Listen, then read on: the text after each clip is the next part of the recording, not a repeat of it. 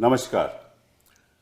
इस दिल से के एपिसोड में हम उस विषय पर चर्चा करेंगे जिसके आधार पे हमारे गृह मंत्री जी सभी विपक्ष के नेतृत्व को जेल में भेजना चाहते हैं। ये तो 2014 से इनकी पॉलिसी यही रही है कि किसी तरीके से झूठा केस, फर्जी केस बनाकर विपक्ष के नेता को अंदर भेजकर जो विपक्ष के सरकारें हैं उनको डिस्टेबलाइज करके सत्ता में कब्जा कर लो। अभी ये संशोधन लाए हैं संविधान का 130th कॉन्स्टिट्यूशनल अमेंडमेंट बिल, जिसके आधार पे इन्होंने ये नियम लिखा है कि अगर किसी भी मंत्री को, राज्य का मंत्री हो, प्रदेश का मंत्री हो, केंद्र सरकार का मंत्री हो, प्रधानमंत्री हो, कोई भी मंत्री हो, अगर उसके खिलाफ कोई आरोप दर्ज हो जाए, एफआईआर दर्ज हो जाए और ऐसे कानून के अंतर्गत और ऐसे अपराध के अंतर्गत जहां सज़ा 5 साल से ज़्यादा हो, तो उसको अगर 30 दिन में हिरासत पे रखते हैं इन्वेस्टिगेटिंग एजेंसी, तो निश्चित रूप से 31वें दिन उसको इस्तीफा देना पड़ेगा। ये है कानून इन्होंने जो 130th कॉन्स्टिट्यूशनल अमेंडमेंट बिल पेश किया पार्लियामेंट में। अभी वो जॉइंट पार्लियामेंट्री कमेटी में उसको भेजा गया है। और इनका मकसद क्या है, इन्होंने कहा है, ये गृह मंत्री जी ने एक बयान दिया है कि हम नैतिकता के आधार पे हम ये कर रहे हैं।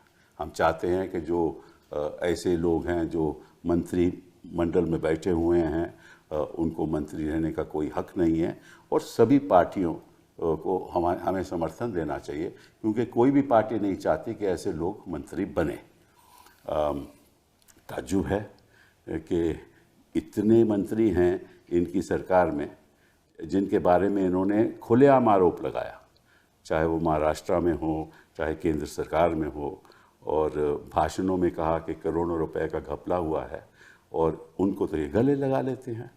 कोई विपक्ष के सभी नेता तो इन्होंने कोशिश किया कि हम अंदर कर दें, उनको जेल में भेज दें, लेकिन इनकी सरकारों में, चाहे वो केंद्र की सरकार हो, चाहे प्रदेशों की सरकार हो, जहाँ ये राज कर रहे हैं, वहाँ एक मंत्री के खिलाफ नहीं इन्होंने कुछ कदम उठाया। तो क्यों ऐसा हो रहा है, इसके पीछे का मकसद क्या है, इसके बारे में आज हम चर्चा करेंगे। हमारे साथ ऐसे लोग हैं जो ज़मीनी हकीकत जानते हैं, 2 ऐसे तो लोग हैं जो ज़मीनी हकीकत जानते हैं, और एक मेरे साथी हैं सुप्रीम कोर्ट में जो कानून के बारे में उनको बहुत ज्ञान है। तो पहले तो काका जी, आपका बहुत बहुत धन्यवाद। भूपेश जी हमारे, आपको तो सारे छत्तीसगढ़ में काका जी बुलाते हैं, हाँ, और आप किसानों से जुड़े हुए हो, ट्राइबल राइट्स की आप लड़ाई करते रहे हो। आपने MA आर्ट्स में किया, उसके बाद आप पाटन से कई बार आप MLA बने, कई साल आप MLA रहे, और दिग्विजय की सरकार में आप मंत्री भी रहे, चाहे वो ट्रांसपोर्ट मंत्री हो, और कई और मंत्रालय आपने संभाले, और फिर आप रेवेन्यू मिनिस्टर भी बने छत्तीसगढ़ में, और उसके बाद आप मुख्यमंत्री बने, और रायपुर से आपने चुनाव लड़ा और जीते 2013, 2018, 2023, और बड़ा प्रयास हो रहा है आपको अंदर करने का। उसके बारे में हम अभी चर्चा करें, but thank you very much for being here. Manish ji, इनका तो आपसे बहुत स्नेह है क्योंकि आपको तो उन्होंने बहुत बहुत तंग किया, और आप पेशे से पत्रकार रहे और फाउंडिंग मेंबर ऑफ आप, और हमारे खिलाफ अपने बड़े अभियान चलाएंगे 2015 से लेकर 2023 तक आप डिप्टी चीफ मिनिस्टर दिल्ली में रहे। जी न्यूज़ में एक टाइम पे आप एंकर भी रहे, पढ़ते भी थे, और राइट टू इन्फॉर्मेशन एक्ट में आपने बड़ा योगदान रहा, उसकी ड्राफ्टिंग में, और फिर आपने एजुकेशन संभाला और टूरिज़्म संभाला और PWD विजिलेंस, और विश्व में वैसे चर्चा है आपकी एजुकेशन की जो नीति रही है। बहुत बहुत धन्यवाद आपका आने का। संजय जी, आप तो सुप्रीम कोर्ट में एक बड़े वरिष्ठ वकील हैं, हमेशा जनता के लिए लड़ते हैं, सिविल राइट्स की बात हो, लिबर्टीज़ की बात हो, हमेशा खड़े रहते हैं। और BCom आपने बॉम्बे से किया, 1989 में आप वकील बने, उसके बाद आप गवर्नमेंट ऑफ इंडिया के पैनल में रहे 96 से लेकर 2004 तक, AOR बने, और जो कर्नाटका का कावेरी और कृष्णा वाटर का डिस्प्यूट रहा है उसमें आप वकील थे, और फिर निर्भया के मामले में एक अमायकस आपको नियुक्त किया गया और आपका बड़ा उसमें योगदान रहा। और जब शाहीन बाग में ये प्रोटेस्ट हो रही थी तो सुप्रीम कोर्ट ने आपको इंटरलॉक्यूटर बनाया कि जाके उनसे बातचीत करो, और आप लिखते रहते हो, टीवी पे आते रहते हो, तो आपको वैसे बहुत अच्छा काम कर रहे हो टीवी में आने का। बहुत बहुत धन्यवाद। कागज जी, ये बताइए कि आपके हिसाब से इनका मकसद क्या है? देखिए, अभी तक के जो ED, IT, DRI, CBI जितने वेपन्स थे इन्होंने उपयोग कर लिए। पहले जब ये छापे पड़ते थे तो लोगों को लगता था सच में बहुत बड़ा अपराधी है, बहुत बड़ा घोटालेबाज है। लेकिन जैसे जैसे समय बीतते गया उसमें से बहुत सारे लोग हैं जो इनके पार्टी में चले गए, चाहे अजीत पवार की बात करें, राणा की बात करें, शुभेंदु अधिकारी, उनके खिलाफ कोई आरोप थे? उनके खिलाफ आरोप तो थे, यही आरोप लगाते थे। अच्छा भाई, भोपाल में प्रधानमंत्री जी आरोप लगाए हैं कि अजीत पवार 70,000 करोड़ का घोटाला किया। अच्छा। दूसरे दिन वो पाला बदले और उप मुख्यमंत्री बन गए। हाँ। उसी जब इनके पास आ जाते हैं तो मतलब कि दूध के धुले हो जाते हैं। दूध बिल्कुल पाक साफ हो जाते हैं। मोदी वॉशिंग मशीन में धुल जाते हैं उसके बाद बिल्कुल साफ। हेमंत बिस्वा शर्मा के खिलाफ कितना आरोप लगा, अब कोई आरोप नहीं है, उसको मुख्यमंत्री बना दिए, किसी को मुख्यमंत्री बना दिए। ये सारे या तो वहाँ समझौता करके वहाँ चले गए, वो ठीक। दूसरा जो नहीं है तो उसको जेल भेजो, ताकि पब्लिक परसेप्शन ये बने कि ये सचमुच में करप्ट है। ये क्योंकि मीडिया उसके हाथ में है सारे, और उस प्रकार से किसी भी छवि बिगाड़ने में लोग कामयाब हो जाते हैं। लेकिन धीरे जैसे जैसे समय बीतते गया ये अब लोग समझ गए कि ये केवल हथियार के रूप में उपयोग कर रहे हैं, पार्टी को तोड़ने के लिए, प्रजातंत्र को कमजोर करने के लिए, नेताओं को बदनाम और नेताओं को तोड़ने के लिए और पार्टी को बदनाम करने के लिए इसका उपयोग कर रहे हैं। अब जिस प्रकार से सुप्रीम कोर्ट का जिस प्रकार से नजरिया, पहले जो सुप्रीम कोर्ट का नजरिया था और अब जितने केसेस हो रहे हैं उसमें जो नजरिया है, जो टिप्पणी जो आ रही है, वो तो बेहद, मतलब एक बार CBI को कहा गया कि पिंजड़े का तोता है, और अभी जो सुप्रीम कोर्ट ने उसकी टिप्पणी की है वो तो उससे तोता से भी बहुत खराब टिप्पणी की, ठग की तरह। गिरफ्तार तो करते जा रहे हैं, फिर भी कर रहे हैं, लेकिन कहीं तो है लोगों के बीच में, पार्टी के अंदर में भी, और दूसरी बात ये कि न्यायालय की नज़र में बात लग रहा कि हाँ गलत है। अब बात आ जाती है कि अब इसके बाद क्या, ये वेपन्स भी काम नहीं कर रहे हैं। जी हाँ। तो एक नया हथियार जब ला रहे हैं कि भाई जब आपने BNS बनाया तब उसमें 60 दिन के आप चालान प्रस्तुत करेंगे, 60 दिन में ED CBI करना है, BNS में 90 दिन का है, 30 दिन का कर रहे हैं, तो आप अपने ही बनाए कानून का विरोधाभास एक नया कानून ला रहे हैं। मैं भी उस पर आऊँगा। मैं आपसे ये पूछना चाहता हूँ कि आपके कार्यकाल में आप मुख्यमंत्री थे, ये तो अधिकारियों को भी ऐसे निशाने पे रखे हुए? सबसे पहले यही करते हैं। हाँ, क्या कैसे करते ये अधिकारियों को दबा लेते हैं, डराते हैं, ताकि जो सत्ता पक्ष के कोई बात ना माने, कोई काम ना करे। तो सबसे पहले अधिकारी वैसी डरपोक कौम है,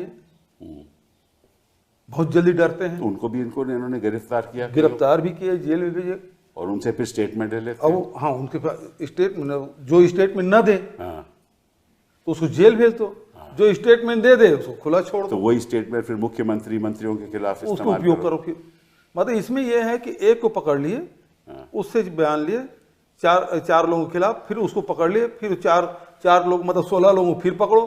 फिर इस प्रकार से काम चलता रहता है। हम अंग्रेजी में कहते हैं एवरग्रीनिंग ऑफ इन्वेस्टिगेशन, मतलब कि इन्वेस्टिगेशन आप करते रहो। मनीष जी, आपने तो ये सब भुगता है, आप जरा अपना नजरिया बताइए जनता को हमारी। देखिए, आपने जिस सवाल से बात उठाई है, मुझे लगता है सर कि लोकतंत्र में आरोप प्रत्यारोप तो चलेंगे, और इसीलिए वो लोकतंत्र है कि सबको अपनी अपनी बात कहने का हक है। मुझे कोई झूठा लग रहा है तो मैं झूठा बोलूंगा, कोई मुझको झूठा मान रहा है तो झूठा बोल दे। लेकिन किसी के कहने भर से कोई झूठा हो जाता है, ये लोकतंत्र की स्पिरिट में नहीं है। तो जब कि भाई सत्ता में बैठे हुए किसी ज्यादा पावरफुल आदमी ने किसी कम पावरफुल आदमी को झूठा कह दिया और वो झूठा हो गया, ये लोकतंत्र की हत्या है। फिर ऊपर वाला नीचे पे आरोप लगाए, नीचे वाला ऊपर पे आरोप लगाए, पॉलिटिक्स है, लोकतंत्र है, स्पेस देता है। तो ये तो बेसिक प्रिंसिपल की बात मैं कहूंगा।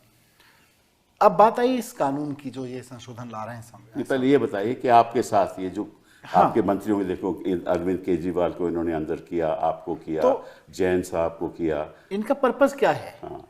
इनका पर्पस यही है कि भाई आपको जनता ने चुना है, हमको रिजेक्ट किया है, तो अब क्योंकि जनता ने आपको चुन लिया है तो हम आपको इस लायक ही नहीं छोड़ेंगे कि जनता फिर से आपको चुन सके।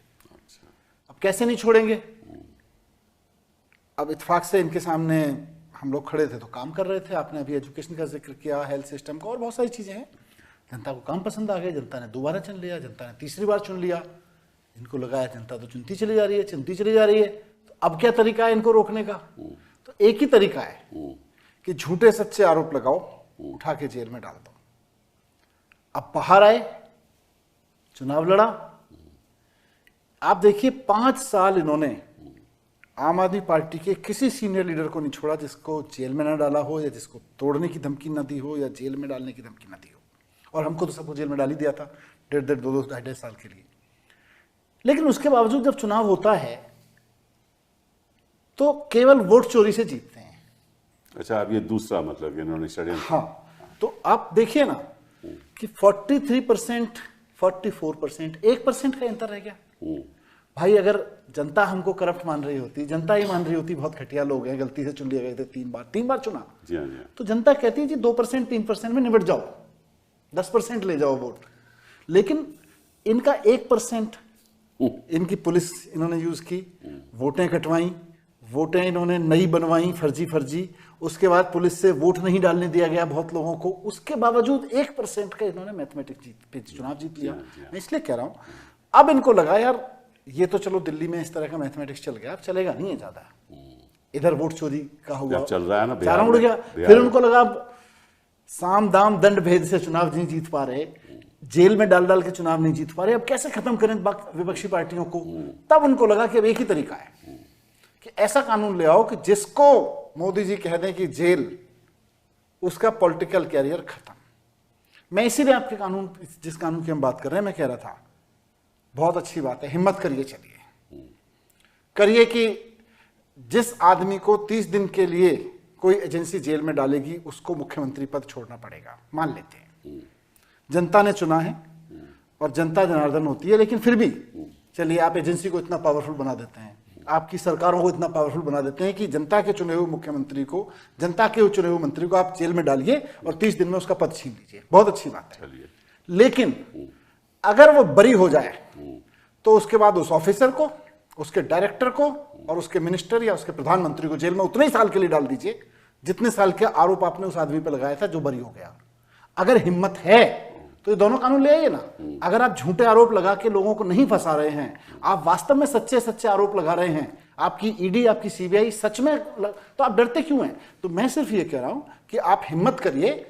30 दिन में अगर देश में बड़े रिफॉर्म लाना चाहते हैं, 30 दिन अगर कोई मिनिस्टर जेल में रह जाता है उसको पद से हटाने का कानून ले आइए। लेकिन अगर किसी ऑफिसर ने पकड़ के किसी मिनिस्टर को 30 दिन के लिए जेल में डाल दिया तो उस आईओ को, उसके डायरेक्टर को और उस प्राइम मिनिस्टर या चीफ मिनिस्टर को जेल में डाल दीजिए उतने ही साल के लिए। हिम्मत है तो कहिए कि हाँ, अगर हम जनता के चुने हुए मंत्री पर या मुख्यमंत्री पर झूठे आरोप लगाएंगे तो हम जेल जाने को तैयार हैं। प्लीज, ये एक बहुत खतरनाक बात आपने कही है। इसीलिए कह रहा हूं कि हिम्मत दोनों करिए। नहीं, मैं इसलिए खतरनाक है कि जो हमारे देश में जो ट्रायल होते हैं उसको तो 15-20 साल लग जाते हैं। तब तक ना कोई रहेगा जेल जाने के लिए। कोई बात नहीं, बुढ़ापे में तो जेल कटेगी। बुढ़ापा तो ये बात चलेगी नहीं। जो प्रधानमंत्री, जो गृह मंत्री मुझको आज जेल भिजवा रहे हैं, उनको ये पता होना चाहिए कि 5 साल में, 10 साल में ट्रायल खत्म होगा तो 10 साल बाद 7 साल की जेल भिजवानी ट्रायल खत्म ही नहीं होंगे। ये पूरी प्रयास करेंगे ट्रायल ही नहीं कभी खत्म हो और आपकी करियर खत्म। मैं तो कह रहा हूँ हिम्मत तो करें, इतना कहने की हिम्मत तो करें कि हमारे आरोप सच हैं। नहीं, उसमें वो भी अमेंडमेंट हो गए, वो 3 महीने फैसला हो जाए। हाँ, जल्दी फैसला होना चाहिए। 3 महीने में फैसला, जैसे 1 महीने जेल में कुर्सी गई तो 3 महीने में तो रिजल्ट भी 1-2 आता साल में फैसला होना चाहिए। 1-2 साल में फैसला हो, 2-4 साल में फैसला हो। और जिसने ये साजिशें रची, भाई अगर कोर्ट से आदमी बरी होता है तो साजिश के तहत किसी मुख्यमंत्री की कुर्सी छीनी ना आपने, जनता ने मुख्यमंत्री चुना, आपने कुर्सी छीनी। तो जिसने ये पॉलिटिकल साजिशें रची, उस पॉलिटिकल कॉन्स्पिरेटर को फिर पॉलिटिकल कॉन्स्पिरेसी के आरोप में उतने ही साल की जेल भेजो जितने साल के जेल भेजने का आरोप उसके ऊपर लगाए गए थे। नहीं, वो तो कहेंगे वो तो आपको प्रूव करना पड़ेगा। खैर वो अलग बात है। संजय जी, आप इसमें जो कानून की जो बारीकियां हैं वो जरा समझाइए। कानून में बारीकियां तो ज्यादा नहीं है। उनका तो यही कहना है कि अगर आप अंदर गए और 30 दिन के अंदर बाहर नहीं आए, आप पद से भी बाहर हो जाएंगे, उतना ही है। और 31वें दिन आपको कोई इस्तीफा देने की कोई जरूरत नहीं है, आप मुख्यमंत्री नहीं रहेंगे या प्रधानमंत्री नहीं रहेंगे। आपको जेल, आप 31वें दिन जेल में आप जब प्रधानमंत्री तो रहेंगे, लेकिन किसी ऐसे प्रदेश में जहां विपक्ष राज कर रहा है वहां के मुख्यमंत्री नहीं आप रहेंगे, क्यों? प्रधानमंत्री प्रैक्टिकल देखिए वो प्रैक्टिकलिटी की बात है, पर जो भी कानून बनता है आगे के लिए बनता है। इस देश में 400 सीट के साथ राजीव गांधी की सरकार जैल सिंह साहब डिसमिस करने वाले थे, ऐसा भी हुआ है। और हम बॉर्डर के उस पार देखिएगा, जब प्रेसिडेंट और जुडिशरी साथ हो जाते हैं तो वहां प्राइम मिनिस्टर बदल जाता है, चाहे नवाज शरीफ हो चाहे इमरान खान हो। ये बिल्कुल हमारे जो डेमोक्रेसी के लिए एक बहुत बड़ा खतरा है, क्योंकि आप पावर दे रहे हो पुलिस वाले के हाथ, जो आपको हिरासत में ले सकता है। आप पावर दे रहे हो उन जजों के हाथों में जो कह सकते हैं नहीं, आज हम सुनवाई नहीं करेंगे, कल करेंगे, परसों करेंगे। और वो जो 30 दिन का जो बैरियर है, उसके पीछे हम जो अंदर है वो और उसके वकील भागते रहेंगे। 31वें दिन वो तो वहां डिस्क्वालीफाई हो जाएंगे। और इस 30 दिन में आपके पीछे आपके जो सब साथी है वो सब निकल जाएंगे। अब महाराष्ट्र देखिए, सरकार कैसी बदली? सरकार तब बदली जब उन्होंने पहले वहां के स्पीकर के खिलाफ एक फैक्स से एक डिस्क्वालिफिकेशन भेज दिया था। तो स्पीकर अभी कोई और डिस्क्वालिफिकेशन तय नहीं कर सकता है, वो नो कॉन्फिडेंस भेज दिया था, कोई कुछ तय नहीं कर सकता है। और उस पीरियड के बीच में सब के सब चले गए, सब पहले आसाम चले गए, फिर यहाँ सरकार गिर गई और फिर वापस आ गए। ये तो नैतिकता की बात आप कर रहे हो। नहीं, नैतिकता नहीं, ये जो है, ये जो 30 दिन का पीरियड है, कैसे उपयोग होगा वो बता रहा हूं। अब एक सरकार है, अगले बार कोई और सरकार होगी, वो सरकार भी ऐसे ही करेगी। तो ये मैं तो किसी, आप समझते हो कि अगर इंडिया अलायंस या अगर जो भी विपक्ष की सरकार है वो भी ऐसे ही करेगी? मैं 5 साल का नहीं देखता हूं। अंतर नहीं, मैं 5 साल का नहीं देखता हूं। अच्छा, ठीक है। अगर आप कोई कानून बनाते हैं इस देश के लिए, लंबी समय तक चलता है। और हमारा, आपको तो पता है सर, हमसे कानून तो वैसे बन ही नहीं हाँ, सकता। कि जब भी कोई खराब कानून आता है जाने में बहुत टाइम लगता है। टाड़ा आ गया, जाने में कितना टाइम लगा? पोटा आ गया, जाने में कितना टाइम लगा? तो नहीं, इसमें तो एक बारीकी ये है, इसलिए मैं आपसे आग्रह करना चाहता था कि यहाँ के कि कोई ईडी का अफसर या सीबीआई के अफसर आपको हिरासत में ले ले। अब इन्होंने बीएनएसएस में एक संशोधन किया है कि जो 15 दिन का जो पुलिस कस्टडी होती थी वो प्रोसीजर से, क्रिमिनल प्रोसीजर कोड के अंतर्गत, वो 15 दिन में ही, 15 दिन से ज़्यादा 16वें दिन ही होती थी, ठीक है ना? अब उन्होंने प्रावधान कर दिया इस कानून ने कि वो 60 दिन तक चल सकती है और 90 दिन तक चल सकती है। तो क्या होगा कि जो ईडी का अफसर है वो कोर्ट को कहेगा कि साहब हम 3 दिन की पुलिस कस्टडी चाहते हैं, ईडी की कस्टडी चाहते हैं, क्योंकि हम इन्वेस्टिगेशन कर रहे हैं। और फिर 4 हफ्ते बाद कहेगा कि हमें 4 दिन की और चाहिए, क्योंकि 15 दिन वो 60 दिन तक ले जा सकता है या 90 दिन तक ले जा सकता है, ठीक है ना? तो मतलब कि वो इन्वेस्टिगेशन के द्वारा तो कभी बेल हो ही नहीं सकती। ये कानून में बदलाव लाया है कि ईडी का जो अधिकारी है वो आपको इन्वेस्टिगेशन करते करते ही 30 दिन गुजर जाएंगे, तो उसको तो कभी बेल मिल ही नहीं सकती। पहले कानून में बेल मिल सकती थी, और ये कानून कौन लाया? हमारे गृह मंत्री जी, उनको मालूम है इस कानून का। फिर उन्होंने बयान दिया कि ये तो अगर किसी के पास खिलाफ कोई ठीक आरोप नहीं है तो 30 दिन में उसको बेल मिल जाएगी। तो ये बताइए, आप बता दीजिए कि बेल किसी को मिलती नहीं, बेल मिल जाएगी साहब, अच्छा, बस दल बदल करना पड़ेगा, जी सरकार गिरानी पड़ेगी, अच्छा, उस शर्त में हो जाएगा। बट आपके कार्यकाल में तो किसी को बेल मिलती नहीं मिलेगी आपको, केवल आपको सत्ता पक्ष के साथ आपको जाना पड़ेगा, आपको आत्मा मार के उस पार्टी में जाना पड़ेगा। ईडी के अरेस्ट होने पे किसी को नीचे से तो बहुत रेयर बेल मिलती है, हाँ, और सुप्रीम कोर्ट तक जाते जाते कितना समय लगेगा आपको मालूम है। तो आपको सुप्रीम कोर्ट नहीं दी बेल अल्टीमेटली, और 2 बार जाने पे दी। हाँ, 2 बार जाने के तो वैसे में मतलब कुल मिला के ईडी का जो काम था कि भाई अगर ओवरऑल देखें तो भाई देश में करप्शन कैसे रुके, लेकिन अब ईडी का पूरा काम हो गया है कि भारतीय जनता पार्टी कैसे बची रहे।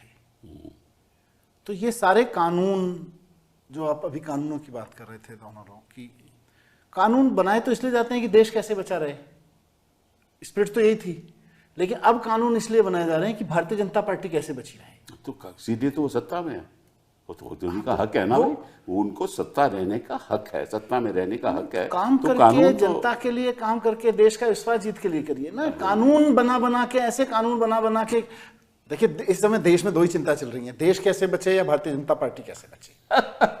2 ही चिंताओं में देश मग्न है। कुछ लोग हैं जो संजय जी जैसे, आप जैसे लोग हैं, कुछ लोग हैं जो इस तरफ काम कर रहे हैं कि भाई देश कैसे बचा रहे।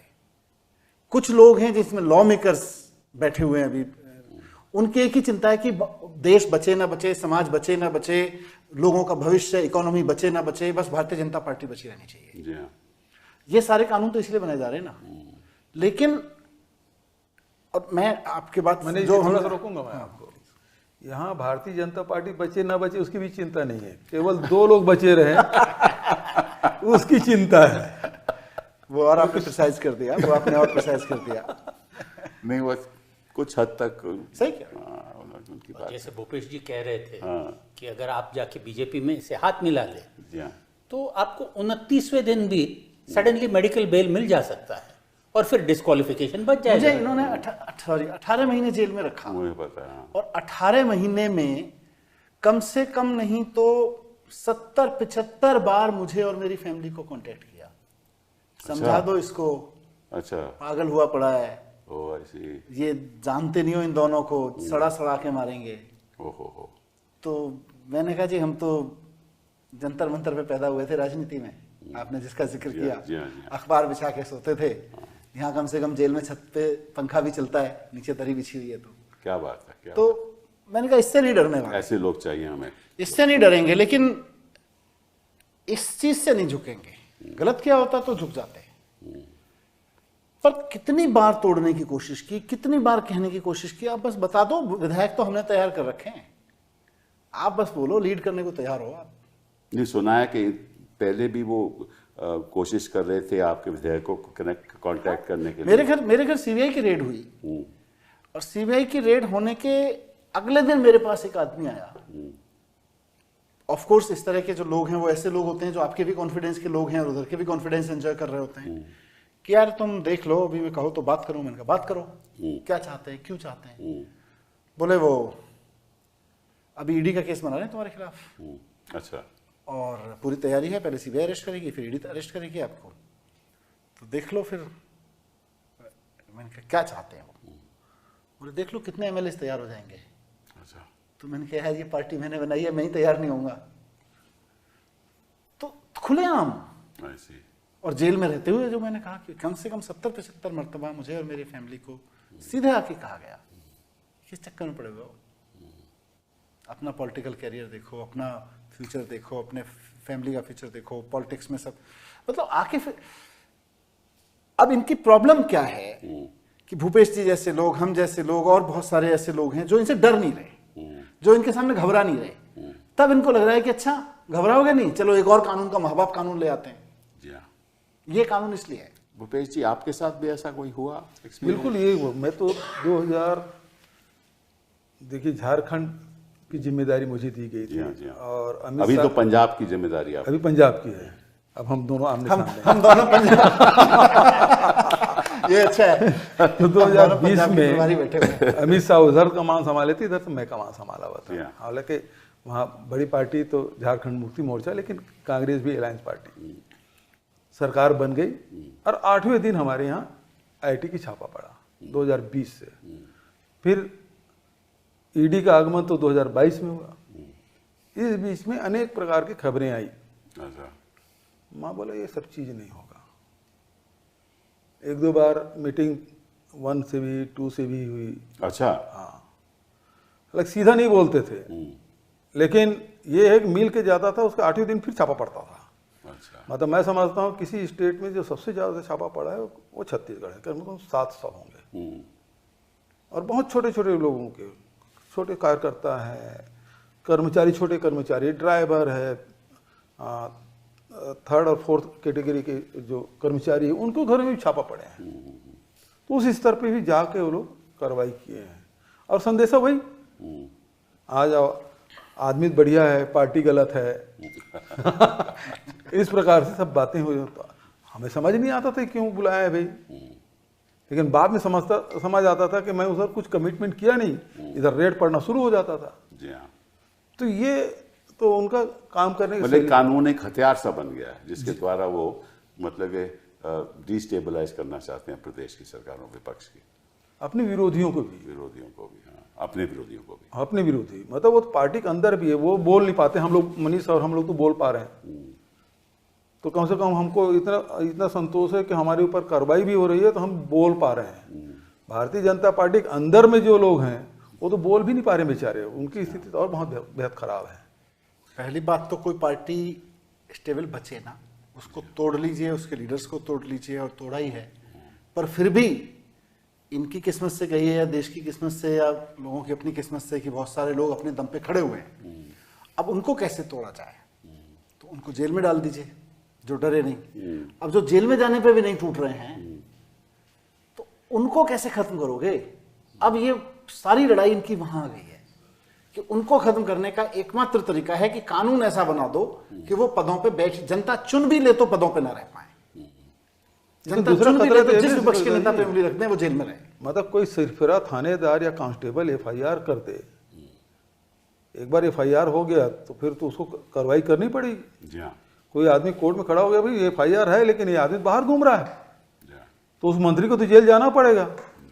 कोई सिरफिरा, कोई प्रधानमंत्री के खिलाफ, कोई कांस्टेबल प्रधानमंत्री के खिलाफ एफआईआर करके बैठ जाए चुपचाप, जी हाँ, तो फिर क्या होगा? इसीलिए जरूरी है ना कि आप कानून को पावर दे रहे हैं, कानून के तहत किसी इंस्पेक्टर को या किसी रिजीम को पावर दे रहे हैं, तो उसकी अकाउंटेबिलिटी भी तो उतनी ही टाइट करिए ना। वो तो for in the courts of his official duties उसके खिलाफ कुछ नहीं हो बात सकता। लीडर्स की नहीं है। चलिए हम 2 लीडर्स बैठे Immunity हैं, होती है उसको। दो कानून के यहाँ विशेषज्ञ बैठे हैं जिन्होंने कानून को जिया है, बनाया है, लेकिन आम आदमी, हम लीडर्स का छोड़िए, मैं तो कह रहा हूँ कि, और मैं तो जेल में 18 महीने रखा हूँ इसलिए बहुत अथॉरिटी के साथ जानता हूँ। आप सरकार में रहे हैं, आप लोग ऐसे लोगों के मुकदमे लड़ते रहे हैं पूरे जीवन, जो लोग जेलों में पड़े हुए हैं जिनका कोई कसूर नहीं है। हेमंत सोरेन को देखो, उन्होंने कई महीने मुझे लगता है कि अब वक्त आ गया है कि ये बात उठाई जाए कि कानून में पावर किसी आदमी को दी जाएगी तो उतनी अकाउंटेबिलिटी भी उसकी फिक्स की जाएगी। आपको अगर मैंने ये पावर दी है कि आप किसी व्यापारी को उठा सकते हैं, तो आपके ऊपर ये अकाउंटेबिलिटी भी होनी चाहिए कि अगर आपने गलत तरीके से किसी व्यापारी को उठा लिया या किसी रिक्शा चालक को उठा लिया और आपने गलत तरीके से उसको प्रताड़ित किया किसी भी कानून का दुरुपयोग करके, तो उतनी ही प्रताड़ना फिर आपको भी मिलेगी। ये वक्त आ गया है। जी, सही बात है आपकी। मैं आपसे एक सवाल करना चाहता हूँ, कुछ उदाहरण दूंगा। मैं कुछ देख रहा था कि पिछले कई वर्षों में 2014 के बाद कितने कितने लोगों को अंदर किया गया, जेल में डाला गया, और सभी विपक्ष के ही नेता हैं। तोमर साहब आपकी पार्टी में, ठीक है, 30 दिन से ज़्यादा अंदर रहे, ठीक है ना। मदन मित्रा टीएमसी के कई महीने अंदर रहे, नवाब मलिक एनसीपी के कई महीने अंदर रहे, सत्येंद्र जैन अब तो उनके खिलाफ कहते हैं कि क्लोजर रिपोर्ट भी फाइल हो गई, वो भी कई साल अंदर रहे, 2 साल। पार्था चैटर्जी टीएमसी कई साल अंदर रहे, मनीष आपकी तो बात हो गई, देन अपना सेंथिल बालाजी और ज्योति प्रिय मलिक और हेमंत सोरेन और अरविंद केजरीवाल जी, संजय आलमगीर आलम, हाँ, संजय सिंह, अनिल देशमुख, मतलब कैसे कई लोग हैं। और मुझे ये बताइए किस कोर्ट ने 30 दिन में कभी जेल बेल दी है?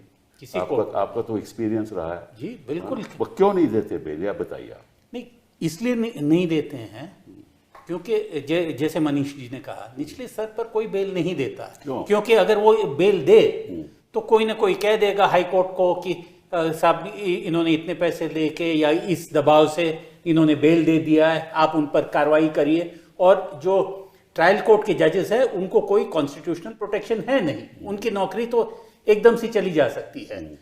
हाई कोर्ट पे जब आ जाए, हाई कोर्ट पे भी सीनियर जज उसके सामने आ जाता है, और बहुत सारे सीनियर जज ऐसे भी होते हैं जो सोचते हैं कि अगर हम यहाँ दे तो शायद हमारे करियर पे कुछ असर हो, तो बेहतर है कि सुप्रीम कोर्ट भेज दो।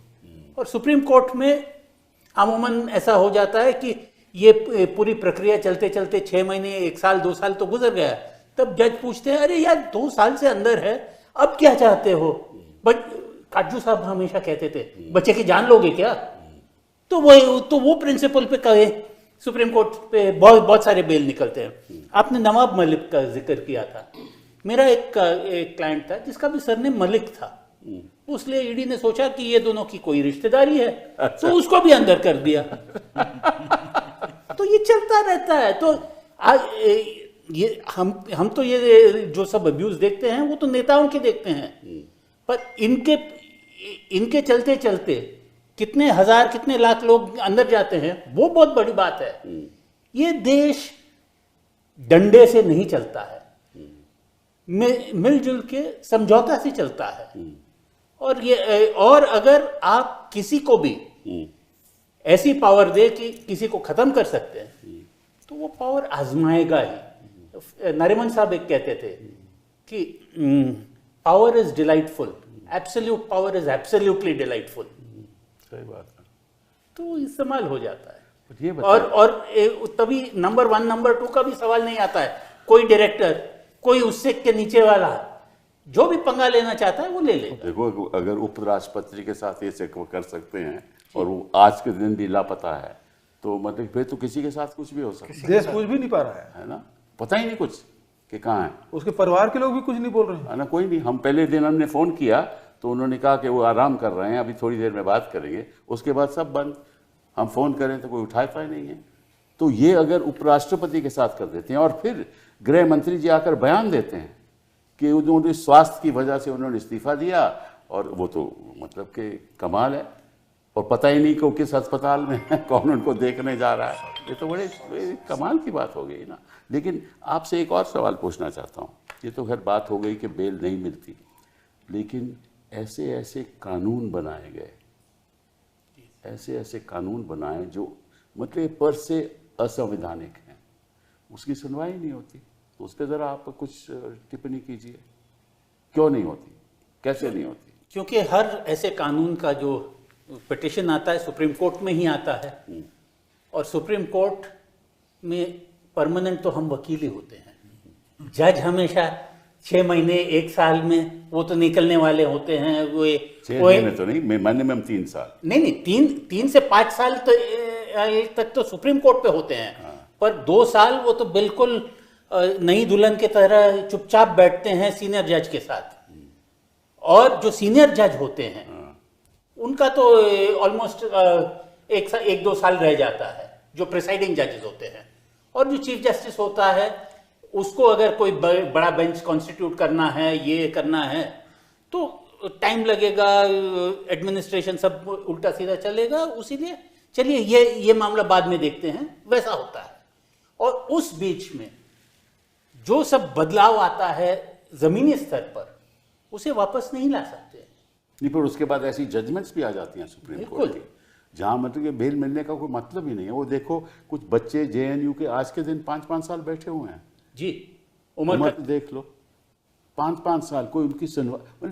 कई जज हाईकोर्ट के उनकी सुनवाई करके जजमेंट रिजर्व करके फिर रिलीज कर देते थे मामले को, जज मैटर को रिलीज कर देते किसी और जज के पास। 3 बार मैं खुद सुप्रीम कोर्ट में आया, और मैंने गया और मुझे ऐसा लगा कि यहाँ तो बेल मिलने वाली, क्योंकि हमें भी पता है कि कहाँ बेल मिलेगी कहाँ बेल नहीं मिलेगी। उस जज के बारे में हम नहीं कुछ कहेंगे, लेकिन हमने विड्रॉ किया कि हमें मालूम है कि यहाँ तो ऐसी जजमेंट आएगी सारी उम्र उस बेचारे को बेल नहीं मिलेगी। नहीं, पर उससे पहले जो जज साहब थे वो बेल देने वाले थे। कहीं ना कहीं न्यायाधीशों की भी जिम्मेदारी है कहीं ना कहीं कि ऐसे कानून, देखिए नवाब मलिक की बात करते हैं, कुछ और लोगों की बात करते हैं, यहाँ एक पीएमएलए में कानून में, वो कानून तो लागू हुआ 2005 में, और अगर आपके पास कोई संपत्ति है, आपने कोई मकान खरीदा हो 1980 में, ठीक है, और वो किसी कानून के खिलाफ खरीद 80 में किसी कानून के खिलाफ खरीदा हो, तो उसमें भी 2005 का कानून लागू रहेगा। आपको मालूम है ये बात? ये मेरे ऊपर, मैं तो भुगत रहा हूँ। तो जरा बताइए ना। 2003 में, जैसा आपने अभी जिक्र किया, मैं जी न्यूज़ में एक छोटी सी नौकरी करता था। जी हाँ। और उस दौरान आपको ध्यान होगा आईसीआईसीआई सब बैंक के लोन्स 8% 7% पे होम लोन मिलते थे। तो गाजियाबाद में एक पत्रकारों की सोसाइटी बनी, आप भी उस समय मीडिया उस समय ही थे, पत्रकारों की सोसाइटी बनी, तो वहाँ मैंने भी एक छोटा सा 50 गज का प्लॉट खरीद लिया 5 लाख रुपए में। अच्छा। और वो मतलब वैसी तनख्वाहें होती थी। 5 लाख रुपए का लोन चुकाया मैंने अगले 10 साल। उसको लेके मैंने प्लॉट लिया, वो फ्लैट लिया। अच्छा। वो ईडी ने सीज कर रखा है। अच्छा।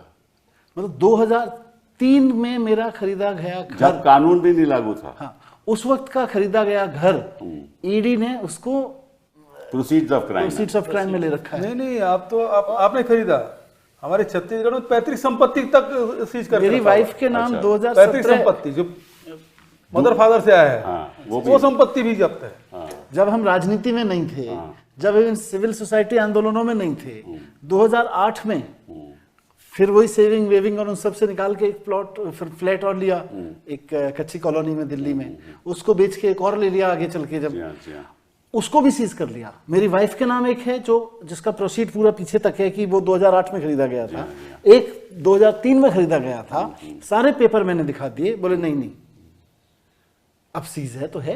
तो इसे ये बिजनेसेस को भी ऐसे ही खत्म कर देते। बिल्कुल। मतलब कि ना यहाँ व्यापार चलेगा, ना कोई बिजनेस चलेगी, ना कोई विपक्ष का नेता, ना कोई आवाज उठेगी, और यही मतलब ये लोग बस सत्ता में बैठे रहेंगे। इसमें तो एक चीज और सी साहब, मान हम तो राजनीति में, जो लोग व्यापार में है उसके यहाँ छापा पड़ता है, तो उसके साथ कोई व्यापार नहीं करता। जी हाँ, बिल्कुल सही। उसके रिश्तेदारों के साथ कोई व्यापार नहीं करता। मतलब जो हमारे देश में, समाज में जो अछूतों की जो स्थिति वो उनके साथ पहले था, वो स्थिति जिसके यहाँ ईडी और सीबीआई का रेड पड़ जाए तो व्यापार में उसकी स्थिति वो स्थिति बन जाती है, कुछ नहीं कर पाता। क्योंकि जहाँ, अरे फोन का एक आदमी, मेरे साथ फोटो खिंचवा लिया, अपने प्रोफाइल में डाल दिया, पेडी ट्रांसप्लांटर लिया, अभी मैंने लिया। अच्छा। लड़के की गिरफ्तारी पहले ही उन्होंने अपने प्रोफाइल में डाल दिया, मैं भी फोटो की नया पेडी ट्रांसप्लांटर लिया तो उसको फोटो हमने भी डाल दी। अच्छा। उस आदमी के घर में पहुंच गया तीसरे दिन सीबीआई केवल फोटो डालने से। My God. ये स्थिति है। तो आप देखिए ना, जेलों में कितने नेता तो चलो पॉलिटिक्स का शिकार हो रहे हैं, पर व्यापारी, इस देश के व्यापारियों में डर है। बिल्कुल सही है कि भाई या तो पॉलिटिकल चंदा दे दो, अभी तो वो भला हो ऑनरेबल सुप्रीम कोर्ट का अगेन की पॉलिटिकल फंडिंग वाला सारा एक्सपोज कर दिया। नहीं, बट एक्सपोज आधा किया ना, आधा किया, बट फिर भी जनता में आ गई चीजें कि किस दिन किसके यहाँ ईडी की रेड पड़ी और उसने किस दिन चंदा दिया, और उसके बाद में ईडी की रेड के बाद ईसीआई सारे तथ्य कोर्ट के सामने, बहुत बढ़िया है, व्हाइट में लिंक बन गया। 2-3 फैसले बहुत बढ़िया है, जिसमें जो चंदा आया उसको बोले कि निर्वाचन आयोग को बोले कि आप अपनी वेबसाइट में डालिए। जैसे चंडीगढ़ के जो चुनाव अधिकारी है वो फैसला आया। तीसरा अभी हरियाणा का जो पंचायत चुनाव और ईवीएम का, लेकिन जनता की नज़र में अधूरा है, क्योंकि आपने वेबसाइट में डाल दिया लेकिन कार्रवाई कुछ नहीं किया। वहाँ चुनाव आपने रद्द कर दिया चंडीगढ़ में, मेयर का चुनाव, लेकिन जो चुनाव अधिकारी से खिलाफ कोई कार्रवाई नहीं की। यहाँ भी मशीन के रिजल्ट आपने बदलवाए, लेकिन जो मशीन ने जिसने गड़बड़ी की उसको सजा नहीं मिली। लेकिन एक और चीज़ कानून में हुई है, वही है कि जो पीएमएलए में संशोधन हुआ वो फाइनेंस बिल के अंतर्गत हुआ, बिल्कुल। ठीक है ना। और आपको मालूम है कि फाइनेंस बिल में कोई ऐसा बिल जिसका कोई मनी से मतलब के मनी बिल के कोई रिश्ता ना हो, हाँ, उसको भी पारित कर दिया है इन्होंने जी। और वो मामला 9 जजेस के रिफर्ड है, हाँ, उसको कई साल हो गए, उसकी सुनवाई नहीं होती। तो कहीं ना कहीं हमें ये भी कहना पड़ेगा कि जो हमारे सुप्रीम कोर्ट है, ऐसे मुद्दों पे जिनकी वजह से लोग गिरफ्तार हो रहे हैं, जिनकी वजह से लोगों को के खिलाफ अत्याचार हो रहा है, उनकी सुनवाई क्यों नहीं करते, ये आप बताइए मुझे। वापस फली नरिमन साहब की वही को कोट करूंगा। वो कहते थे कि मेजॉरिटी गवर्नमेंट से एक कन्फॉर्मिस्ट कोर्ट आ जाता है, जो कोर्ट जूझना नहीं चाहता है। और नहीं, कोर्ट को क्या डर है भैया, ये बताइए मुझे। कोर्ट हमेशा एक कंजर्वेटिव इंस्टीट्यूशन है ही, और उनको डर किस बात का है या उनको क्या अपेक्षा है, वो भी एक सवाल आ जाता है। क्योंकि कोई आदमी जो 65 के उम्र पे रिटायर होने वाला है, मेरे रिटायरमेंट के बाद क्या होगा, मुझे कौन सुनेगा, मेरा क्या काम होगा, वो है, वो भी एक डर है। सभी जजेस को तो ऐसी नौकरी नहीं मिलती ना जो ह्यूमन राइट्स कमीशन में चले जाए या इधर उधर चले जाए, सभी को नहीं मिलती ना। सभी को आशा तो होती है, अपेक्षा नहीं होती ना कि मुझे भी कोई ऐसा नहीं होता। सभी को कईयों को मालूम है कि हमें कुछ नहीं मिलने वाला, कईयों को मालूम है। तो फिर क्यों पर जो मास्टर ऑफ द रोस्टर है, उन पर बहुत निर्भर है कि हाँ, ये मामले हम सुनेंगे, मेरे दौरान ये मामले की सुनवाई होगी। ये भी एक और बात, सॉरी टू इंटरप्ट यू, कि ये भी मुझे इस बात का फिक्र है कि ऐसे चीफ जस्टिस बनाए जाते हैं हाई कोर्ट्स में, जिनके बारे में जो वकील लोग वहाँ के हैं हाई कोर्ट के, वो कहते हैं कि साहब यहाँ तो कुछ सुनवाई होती नहीं, क्योंकि वहाँ भी कोई मास्टर ऑफ रोस्टर की बात चलती है। क्योंकि वैसे ही तो चलता है सिस्टम कि जो भी चीफ जस्टिस है वही रोस्टर बनाते हैं, वही रोस्टर बनाते हैं। तो ऐसे केस किसी एक ही केवल जज के पास जाते हैं। हाँ, वो ये वैसा होता है। और चीफ जस्टिस डिसाइड करता है कि कौन से केस की सुनवाई होगी और कौन सी नहीं, कौन सा मुद्दा तो हमें कई लोग कहते हैं साहब यहाँ ये जज की नियुक्ति इस रोस्टर पे है, तो यहाँ तो कोई फायदा नहीं, यहाँ तो कुछ नहीं मिलेगा हमें, ये है ना। जी बिल्कुल, तो कहीं ना कहीं ये संदेह लोगों को है कि इस जज के यहाँ कुछ नहीं मिलने वाला। तो ये भी अपने आप में बहुत ही एक गलत संदेश जाता है जनता के बीच में। जो लिटिगेंट है वो बेचारा क्या करे, बिल्कुल, वो तो जेल के अंदर है, उसको मालूम है कि यहाँ कुछ नहीं बनने वाला। आप उमर खालिद वाले मामले की बात कर रहे थे, क्योंकि आपको पता था कि उस जज से कुछ नहीं मिलने वाला था, पर उससे पहले वो मामला एक जज के सामने थे जिनको अचानक से हार्ट अटैक हुआ था। और वो जज साहब तो कह रहे थे कि 5 अरे मैं पेश हुआ तो उन जज ने कहा कि ये अंदर क्यों है, इसको बाहर आना चाहिए। और फिर वो तुरंत उनको बेचारों को हार्ट की तकलीफ हो गई, वो दोबारा कोर्ट में नहीं आए, किसी और के साथ चले गया, तो मैंने केस विड्रॉ कर लिया। तो प्रॉब्लम जो मैं कहने वाला था, एक तो आप संविधान में संशोधन करके ऐसे कानून लाने की कोशिश करो, फिर एक नए कानून लाने की कोशिश करो, फिर इस संशोधन कानूनों में ऐसा करो कि सारा जो पावर है वो एक छोटे से अधिकारी को दे दो, आप सीबीआई अफसर को दे दो या पीएमएलए के अफसर को दे दो, वो आपके साथ कुछ भी कर सकता है। आपके घर जाता है, छापा मारता है, आपकी बीवी को बोलता है कि आप अपने 5 साल की, 10 साल की, 15 साल की रिटर्न दीजिए, बच्चों की रिटर्न दीजिए। ये होता है ना, सबके साथ होता है, उनका क्या अधिकार है। लेकिन कोई कुछ नहीं कहता, न्यायाधीश कुछ नहीं कहते। आपके मोबाइल फ़ोन ले लेंगे, उनके पास कोई एविडेंस नहीं रहेगी, मोबाइल फ़ोन से पता करेंगे कि आपके और से कौन से कॉन्टैक्ट्स हैं। बताइए ये किस किस्म के कानून है और किस किस्म का न्याय है। अभी तो आप लोगों ने एक बिल और पास किया ना, हाँ, कि अब आईटी वाले आपके मोबाइल ले सकते हैं, आपको व्हाट्सएप चेक कर सकते हैं, आप ईमेल चेक कर सकते हैं। तो प्रिवेसी की बात कहाँ गई? बिल्कुल प्रिवेसी की बात नहीं है, और इन्वेस्टिगेटिंग ऑफिसर को भी कुछ काम करना नहीं है। आप कोई आपको किसी मोबाइल ग्रुप में जोड़ देता है और उस ग्रुप में कोई कुछ कह देता है, कोई हमको ये करना है, हमको वो करना है, उसी के बेसिस पर कॉन्स्पिरेसी का चार्ज लगाया जाता है। दिल्ली राइट्स का जो पूरा केस है वो तो सिर्फ एक मोबाइल ग्रुप के चैट्स पे है। तो इन्वेस्टिगेटिंग ऑफिसर को कुछ नहीं करना अच्छा, सिब्बल साहब, एक प्रश्न आपसे मोबाइल हाँ, लेना पूछिए है। पूछिए। आप तो केंद्रीय मंत्री रहे जी हैं, हाँ। बिजनेस रूल आप जानते भी हैं। अभी आपने कहा कि फाइनेंशियल बिल है ईडी का, इन्फोर्समेंट नहीं, ये तो है ही नहीं, ये बिल फाइनेंशियल थोड़ी ना, इन्होंने फाइनेंस एक्ट में हाँ। उसका संशोधन कर दिया, अच्छा, पीएमएलए का संशोधन कर दिया, जो फाइनेंस से कोई ताल्लुक नहीं रखता, कर भी नहीं सकते। तो मनी लॉन्ड्रिंग ये डिपार्टमेंट पहले तो इस फाइनेंस डिपार्टमेंट में आता था क्या? जी हाँ, जी हाँ, जी हाँ। अभी कौन गवर्न कर रहा है? देखो, आपने 1-2 की बात की ना, मतलब अभी कौन गवर्नर, तो 1-2 ही बंदे नहीं, मतलब रिपोर्ट किसको कर रहा है ईडी? रिपोर्ट तो आप फाइनेंस मिनिस्टर को नहीं कर रहा है? Technically finance minister, technically finance ministry, वैसे इन इफेक्ट कोई और वही मैं जानना चाह रहा था। नहीं, आपको मालूम है, आपको आप मुझसे कहलवाना चाह रहे हो। मैं तो केवल जानना चाह उनको वकील बनना चाहिए था। क्रॉस एग्जामिनेशन अच्छा करते हैं। देखिए, आधे हम लोग तो छोड़िए, कोर्ट की प्रोसीडिंग्स देख देख के हमारे घर वाले आधे वकील बन गए हैं।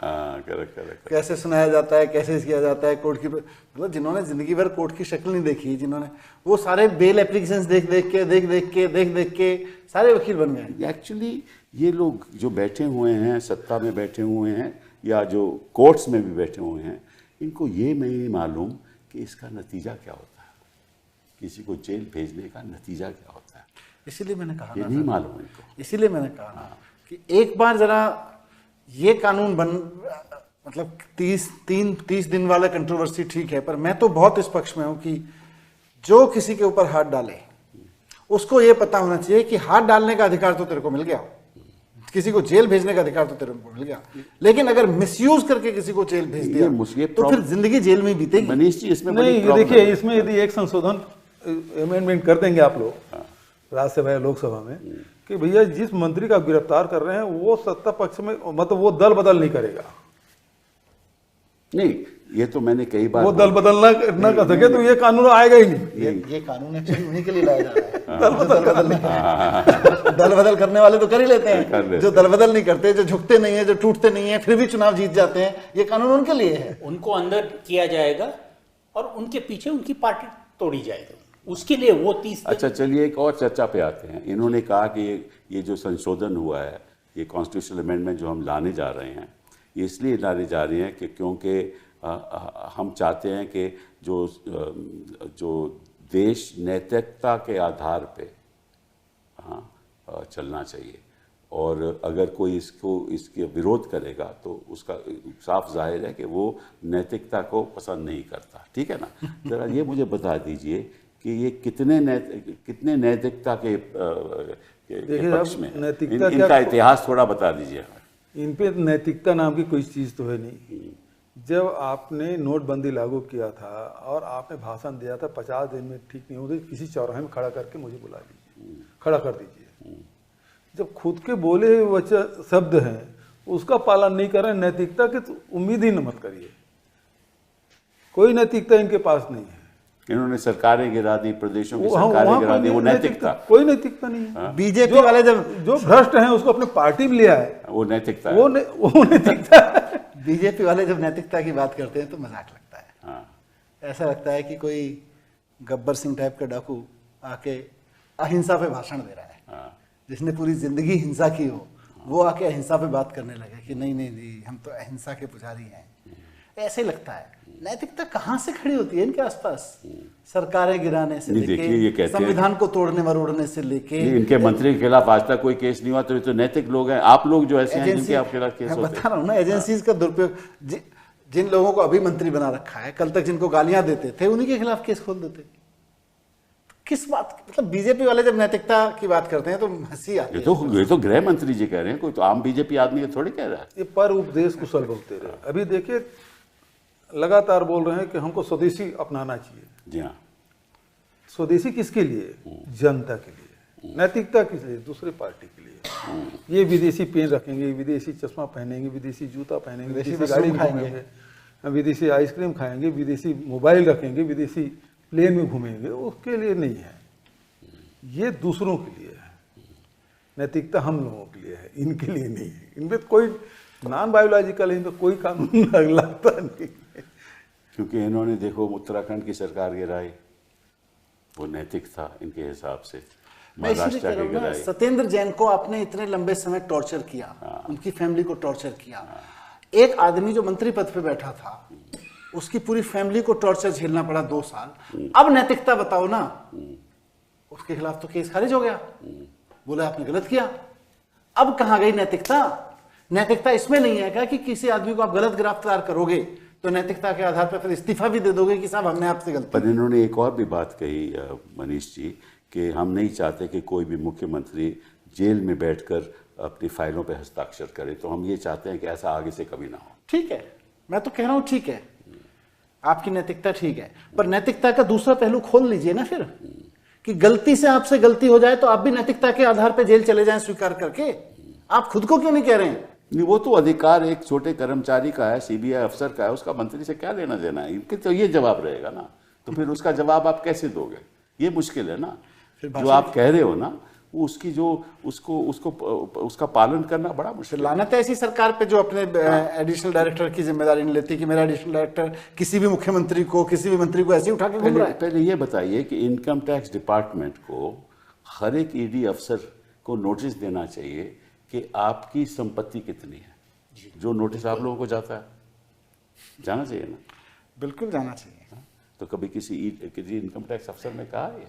अब तक तो नहीं। हाँ, ईडी ऑफिशियल्स, जीएसटी डिपार्टमेंट के हर पदाधिकारी को तो सारे अपने संपत्ति किसी वेबसाइट पे डालना चाहिए।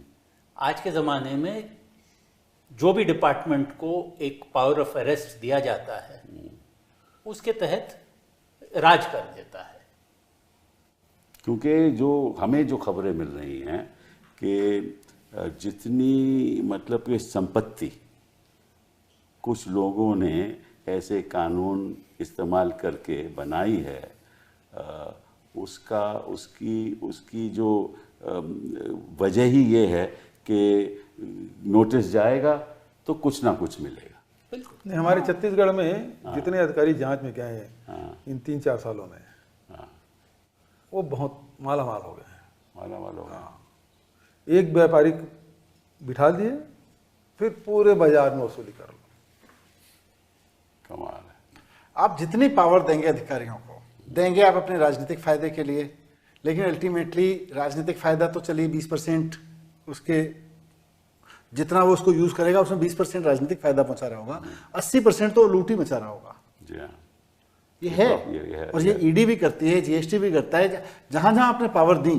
तभी तो एक हाई नेटवर्थ के हिंदुस्तान 15 लाख लोग हाई नेटवर्थ हिंदुस्तान के बाहर चले गए, क्योंकि यहाँ को बिजनेस नहीं करना चाहता। मुझे लगता है जो आपने, जब मैं शुरू में बात कर 15 लाख का फिगर जो है, जिन्होंने अपना सिटीजनशिप सब त्याग दिया है। बहुत सारे लोग ऐसे हैं जो चुपचाप कहीं रेसिडेंसी लेके बैठे, दुबई चले गए, इधर चले गए, कहीं भी किसी और देश में परमानेंट रेसिडेंसी, या बच्चों को भेज दिया। हाँ, बच्चों को तो पहले ही भेज देते हैं। देखिए प्रॉब्लम क्या हो रही है कि दुनिया अपने बच्चों को आर्टिफिशियल इंटेलिजेंस और कोडिंग पढ़ा रही है 5वीं क्लास से, है ना। हम ऐसे युग में जी रहे हैं जहां हमारे प्रधानमंत्री जी कहते हैं कि क्लाउड में भी कुछ कोडिंग होती है क्या? उनको क्लाउड, कंप्यूटर वाला क्लाउड और बारिश वाला क्लाउड, उसका फर्क समझ में नहीं आता है। तो क्या लोग अपेक्षा? कभी कभी गलती कर सकते हैं ऐसे। आप तो प्रधानमंत्री के ऊपर बहुत ही मतलब, कभी गलती हो जाती है। प्रधानमंत्री तो आम आदमी है, उससे भी गलती हो सकती है। वैज्ञानिक हमारे प्रधानमंत्री जी, जो नाली से गैस निकाल के चाय बना, नाले से गैस निकाल के चाय बनवा देते हैं वो। मैं देखिए उनके, ठीक है, आपको कोई दिक्कत नहीं है, और ऐसे कई बार बहुत आदमी लाइटर वे में भी कह देता है, लेकिन मैं ये इसलिए मैं गृह मंत्री ने 2060 की 2070 की बात की ना, तो गलती से हो जाता है। क्या जिक्र मैं इसलिए कर रहा था इस चीज का, स्लिप ऑफ टंग भी हो सकता है, मिस इन्फॉर्म्ड और इल इन्फॉर्म्ड भी हो सकते हो, आदमी हो, दुनिया की सारी इंफॉर्मेशन आपके पेट में नहीं समाई होगी। लेकिन यार थोड़े दुनिया की तरफ भी देख लो ना। दुनिया आर्टिफिशियल इंटेलिजेंस से गवर्नेंस कैसे चलेगी, टेक्नोलॉजी से कैसे चलेगी, अपने सारी की सारी, इस देश के 31 करोड़ बच्चे इस वक्त स्कूल और कॉलेजेस में हैं, कोई उनकी बात कर रहा है? उन्हें कोई बात ही नहीं कर रहा, ना स्वास्थ्य की बात करते हैं, 3000 नेता, 3000 नेता एमएलए और एमपी बन के बैठे हुए हैं। उनकी चिंता सबको हो रही है कि वो सारे के सारे भारतीय जनता पार्टी के होने चाहिए। जी हाँ, जी हाँ। अगर वो भारतीय जनता पार्टी के ना हो तो संविधान से बदल दो ताकि सारे भारतीय जनता पार्टी के होने चाहिए, ना है तो आ जाए। तो ठीक है, इसका मतलब कि हम सबको, चाहे वकील हों, हम राजनीति में हों, आम आदमी हों, अब खड़ा होना चाहिए खड़ा होना कि ये नहीं चलेगा आम आदमी के लिए। आम आदमी के लिए, और ये बिहार से शुरू हो गया है। बिल्कुल। और हम वो चाहते तो अभी हैं लड़ाई फैज साहब का अभी लड़ाई साहब का एक मिसरा सुनाना चाहता हूँ। हाँ हाँ, क्या बात है, कमिंग फ्रॉम संजय जी। यूं ही हमेशा हमने लगाए हैं आग में फूल, ना उनकी हार नहीं ना अपनी जीत नहीं, हम जीतेंगे। जीतेंगे। देखिए अभी जो लड़ाई है वो डरो और डरो मत के बीच है। ये डरा के सत्ता हासिल करना चाहते हैं, और जो हमारे पूर्वज हैं संत महात्माओं ने कहा डरो मत, हम उस रास्ते पे चलने वाले हैं। हम सब नहीं डरेंगे, ये लड़ाई जारी रहेगी। बहुत बहुत धन्यवाद। Thanks for watching. Stay tuned with us and hit the like, share, and subscribe buttons.